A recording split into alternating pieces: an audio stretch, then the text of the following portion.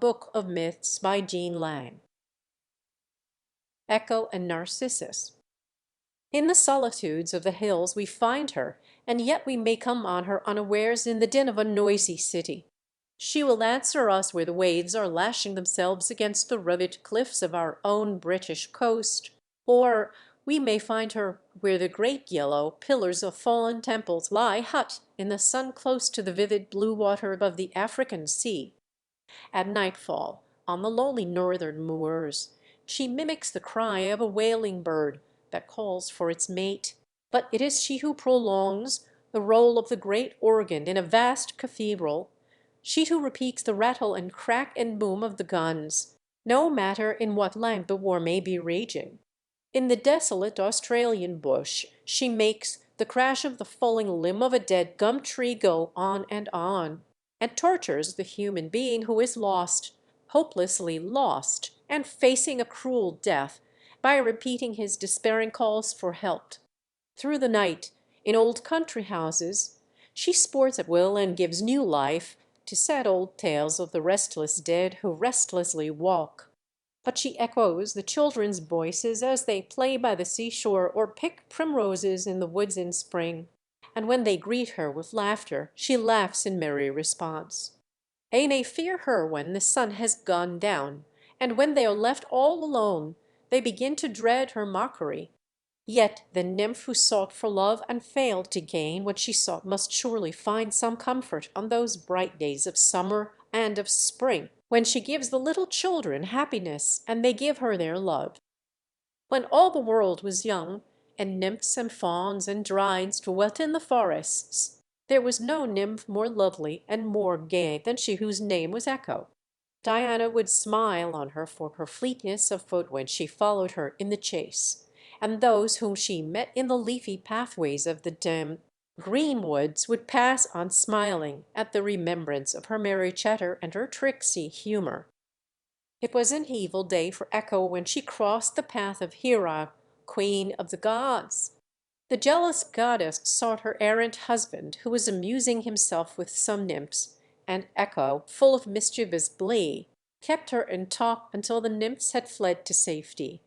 Hera was furious indeed when she found out that a frolicsome nymph had dared to play on her such a trick, and ruthlessly she spoke fair Echo's doom.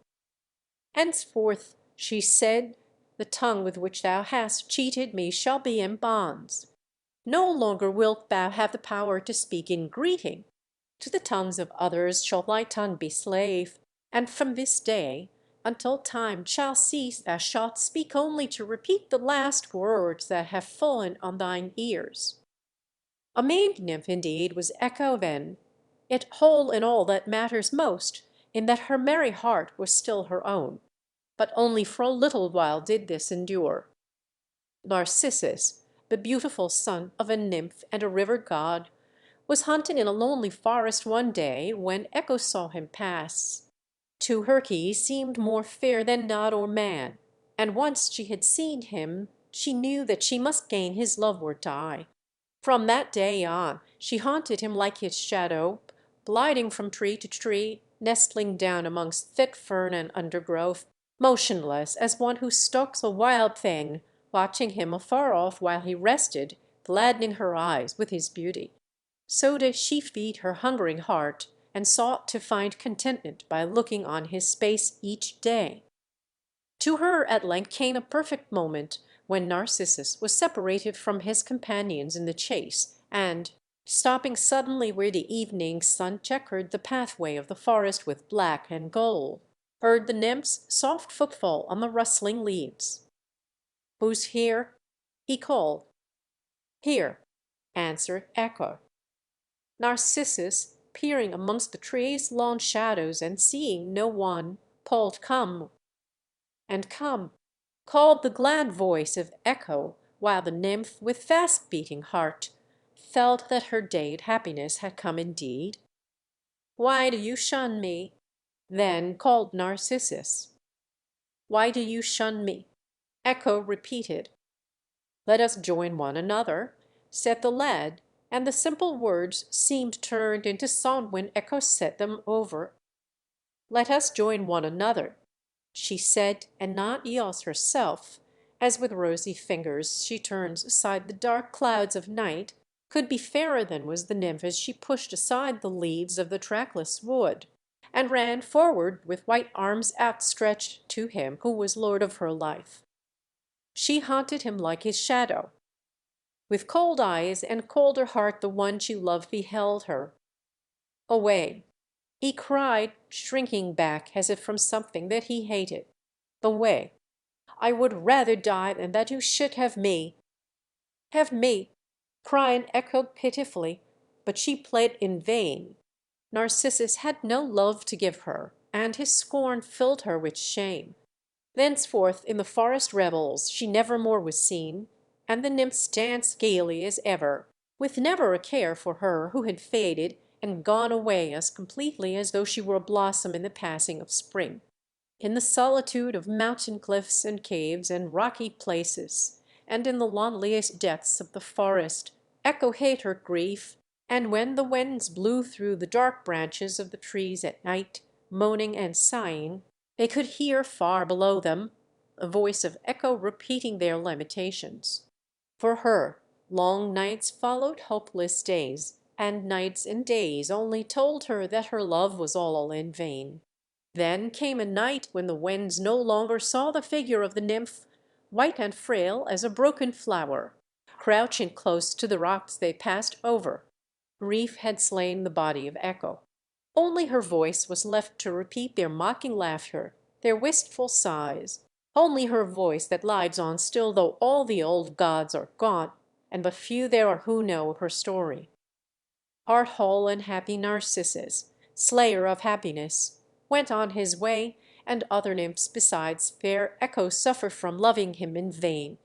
One nymph, less gentle than Echo, poured the tale of her love that was scorned into the sympathetic ears of the goddess of love, and implored her to punish Narcissus.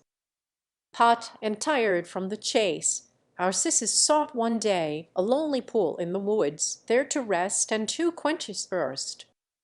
In some delicious ramble he had found a little space with boughs all woven round, and in the midst of all a clearer pool, then ear reflected in its pleasant cool, the blue sky here and there serenely peeping, through tendril wreaths fantastically creeping.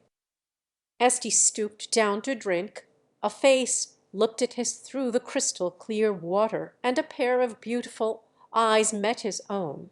His surprise and joy at the sight of what he felt sure must be the most beautiful creature on earth was evidently shared by the nymph of the pool, who gazed fearlessly up at him.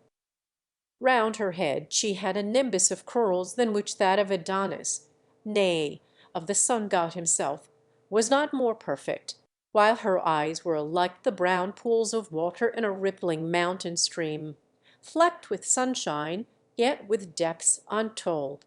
When Narcissus smiled at her in rapture, her red lips also parted in a smile. He stretched out his arms towards her, and her arms were stretched to him.